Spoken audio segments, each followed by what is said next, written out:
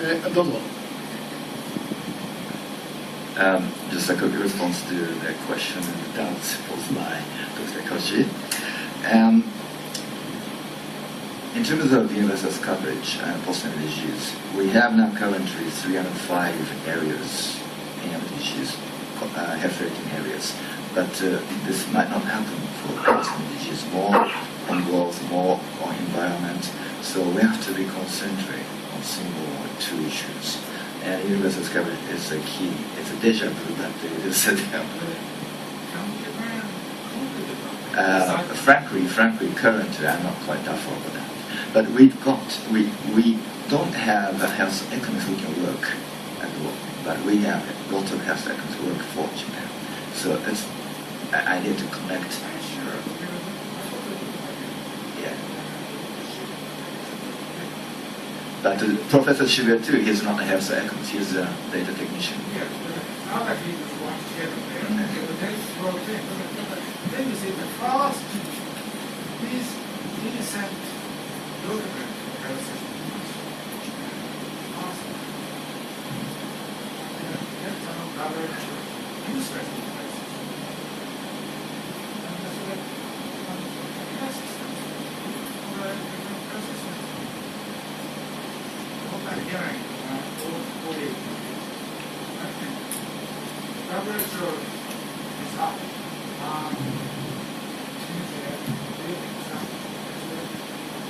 landscape is changing.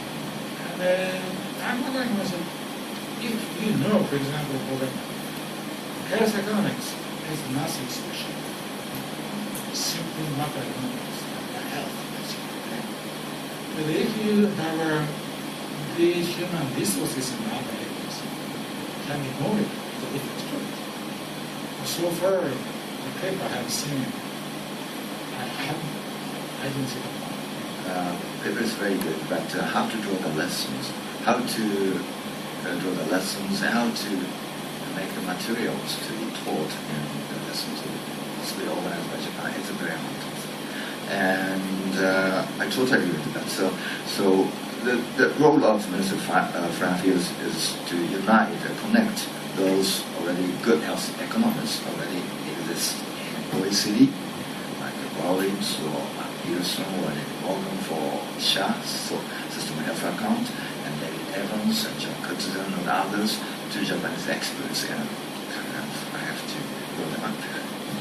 And at least, the second question relates to we have in a way our approach, but indeed, percentage, a portion of bilateral health and bilateral assistance is only 2.7%.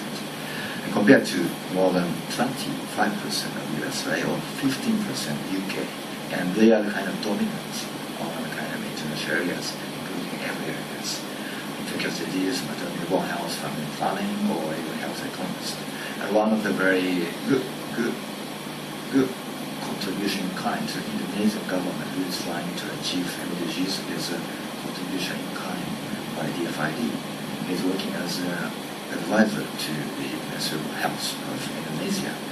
And fortunately, the young person working for that DFID contribution kind is Japanese health economist.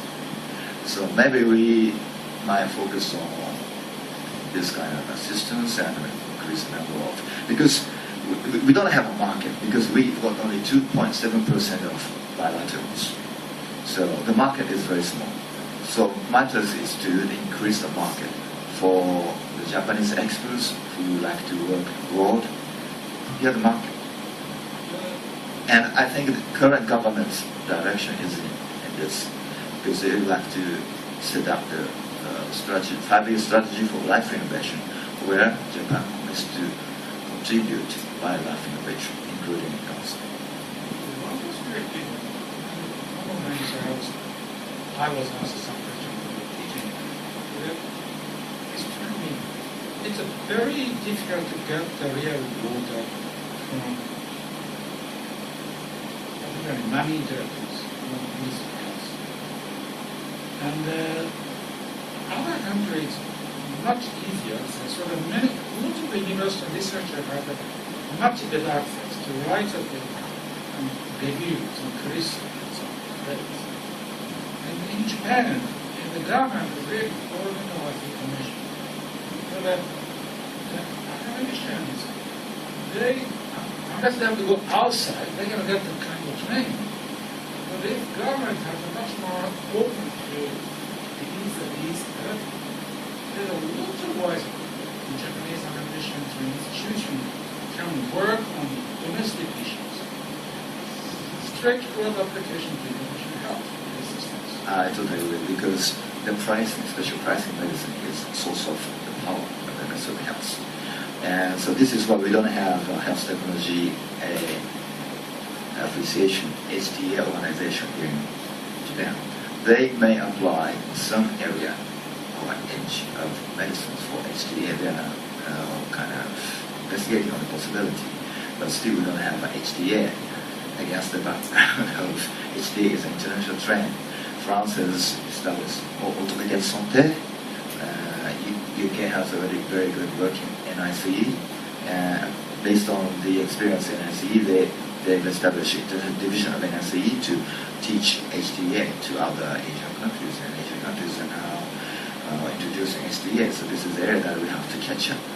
But at least we've got the quasi-value-based pricing. So maybe we have to connect all these, and we should be involved in this event, because Japanese farmers and Japanese international Japanese device companies would like to go into the market of the Asian country to contribute. So this is the direction we have.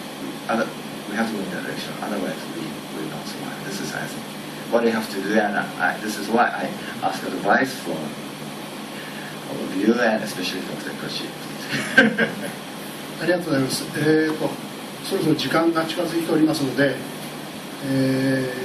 最後になりましたが、JICA で人材育成、その他のことでずっと活躍されていました。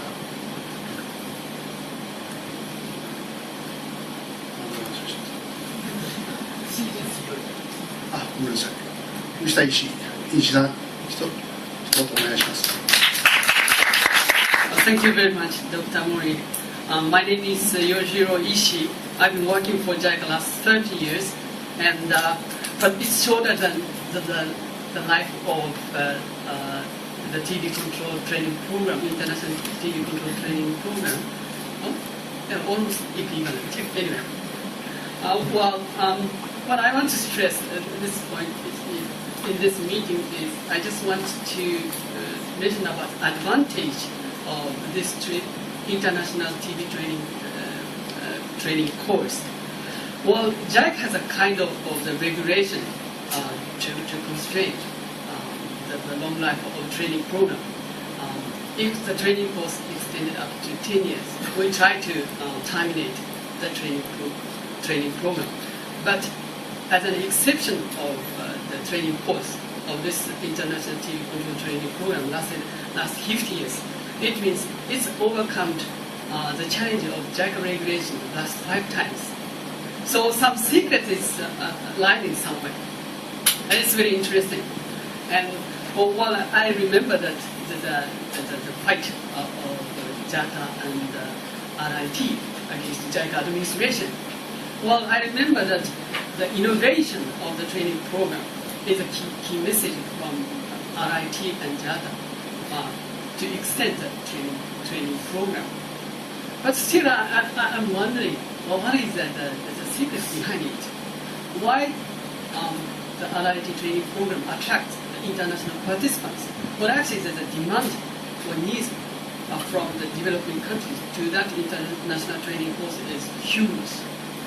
So at the moment, I'm working for 8 human resources for health program in the global level as well as Asian regional level. And we discussed lots of causes of the problem of current human resource issue on health, the shortage of the number, the poor quality and maldistribution of human resources from health. And the strongest need or comments from human resources especially working in the rural or remote area, is that the demand of proper supervision, which support the work in the remote area. So the supportive supervision is a key word to strengthen or to support the human resource for health working in a remote area. And I realized that the secret or advantage of this international TB control program provided was this system of supportive supervision. As Dr. Marui mentioned about, we need some kind of a system which strengthens the human resources. But if we use the simple advanced IT technology, it's very easy to connect the health personnel working in the remote area to the international center of TB, who can provide the right advice to the workforce working in the remote area. So I think I want to take this secret, not only in the TB area, but also, as Dr. Koch mentioned, we should apply this kind of system, which was developed by RI training program, the supportive supervision program, to all HRH, human resource for health strengthening area. But I think this is the message. Thank you very much.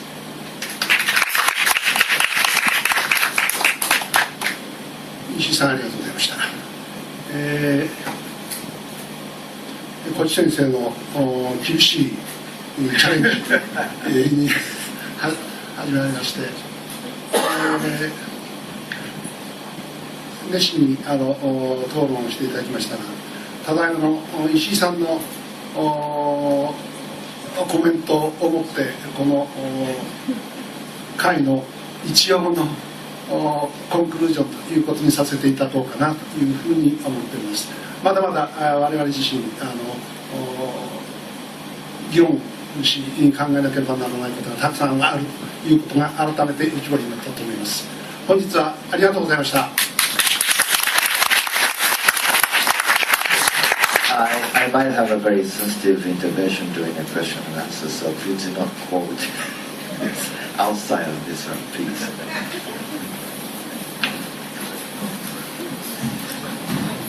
すいません、一つ忘れました。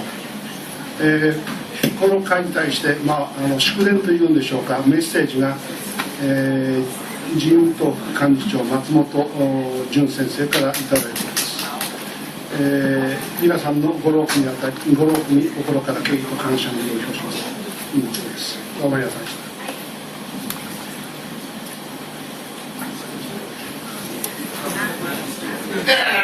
後で